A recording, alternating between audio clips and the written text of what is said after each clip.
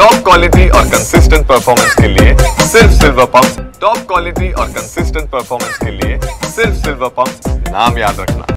पुण्यातील स्वारगेट बस स्थानकावरती तरुणीवरती झालेल्या अत्याचारानंतर बस सेवा व बस स्थानावरती महिला सुरक्षेचा प्रश्न पुन्हा एकदा ऐरणीवरती आला आणि या संदर्भामध्ये विशेषतः पाहायला गेलं तर परिवहन मंत्री प्रताप सरनाईक यांनी सगळ्याच आगारातील प्रमुखांची बैठक घेऊन त्यांना वेगवेगळे सुरक्षा नियम त्यांनी बनवून दिले आणि त्याचबरोबर त्यांच्या सुरक्षेसाठी महिला सुरक्षेसाठी नियमावली बनवत त्याचं अंमलबजावणी करण्यात यावी असे आदेश देखील दिलेले आहेत। मी सध्या उभा आहे परळ बस स्थानकात आणि आपण पाहू शकता या ठिकाणी ज्या पद्धतीने आदेश आले त्यानंतर हे बस व्यवस्थापक जे आहेत ते कामाला लागलेले आहेत। एकंदरीत पाहायला गेलं तरी या ठिकाणी 16 CCTV कॅमेरे पहिल्यापासून या ठिकाणी लावण्यात आलेले आहेत आणि या CCTV कॅमेऱ्यावरती पाहणी करण्यासाठी विशेषतः एक कर्मचारी या ठिकाणी नेमण्यात आलेला आहे। तर दुसरीकडे पाहायला गेलं तर ज्या बसेस असतील त्याचबरोबर लालपरी असेल किंवा इतर बसेस जे आहेत ते मोठ्या प्रमाणात या बस स्थानकावरती थांबलेले आहेत। आपण पाहू शकतो या ठिकाणी विशेषतः पाहायला गेलं तर सगळ्या बसेस जे आहेत ते या ठिकाणी रांगेत उभ्या आहेत।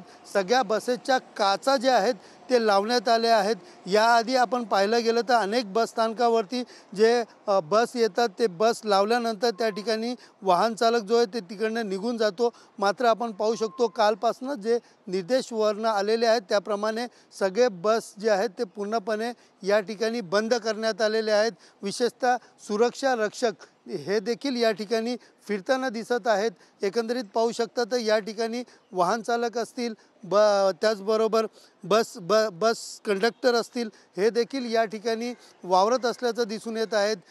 तर दुसरीकडे पाहायला गेलं तर बस स्थानक रात्री 12च्या नंतर पूर्णपणे बंद करण्यात आलेला आहे। ज्या वेळेला यांची शेवटची बस येते त्यानंतर दोन्ही दरवाजे जे आहेत ते गेट बंद करून या ठिकाणी सुरक्षा रक्षक जे आहेत ते या ठिकाणी तैनात करण्यात आले आहेत।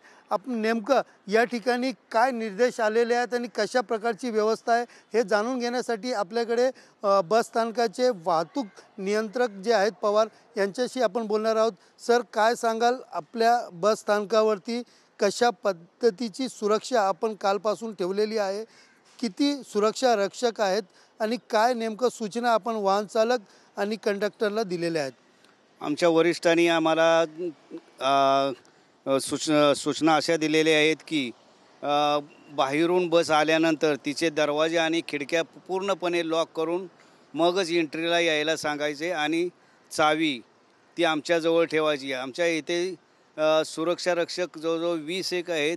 ते प्रत्येक ठिकाणी फिरतात, अधूनमधून फिरतात।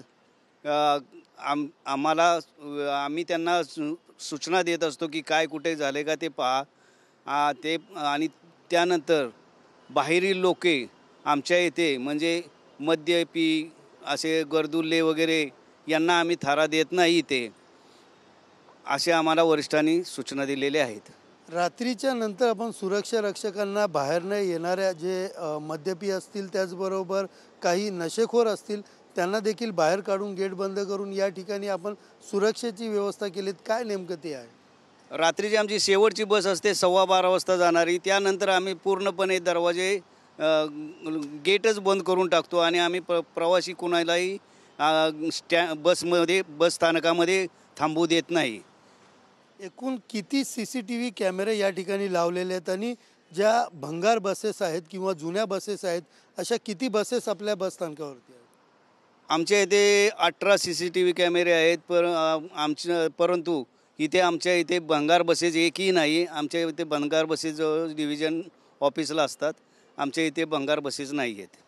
आणि दुसरी गोष्ट म्हणजे कालपासून तुम्हाला ज्या पद्धतीने सूचना आल्या त्यानंतर ॲक्शन मोडवरती दिसतात ते CCTVच्या इकडे पाहणी करण्यासाठी पण आपण स्वतः त्या ठिकाणी उभे राहतात, काय सांगाल याबद्दल? CCTVच्या इथे आम्ही पाहणीच करत असतो। कुठले CCTV आमचा खराब असला तर आम्ही तिथे जातीने लक्ष घालून तो दुरुस्त करून घेत असतो। एकंदरीत महिला सुरक्षेचा प्रश्न ऐरणीवरती आल्यावरती परिवहन मंत्री ज्या पद्धतीने त्यांनी सूचना दिलेल्या आहेत त्यानंतर बस आगारामध्ये मोठ्या प्रमाणात कालपासूनच कामाला लागलेले चित्र या ठिकाणी दिसून येत आहेत। अनेक ठिकाणी सुरक्षा रक्षक राहून कुठेतरी अनुचित प्रकार घडू नये याची दक्षता बस व्यवस्थापकाकडनं घेत असल्याचं चित्र दिसून येत आहे। कॅमेरा पर्सन गणेश रहाटेसह सुनील जाधव, TV9 मराठी, मुंबई।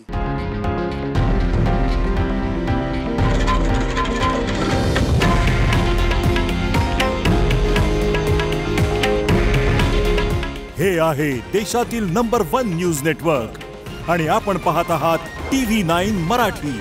काळजी तुमची, हित महाराष्ट्राचं।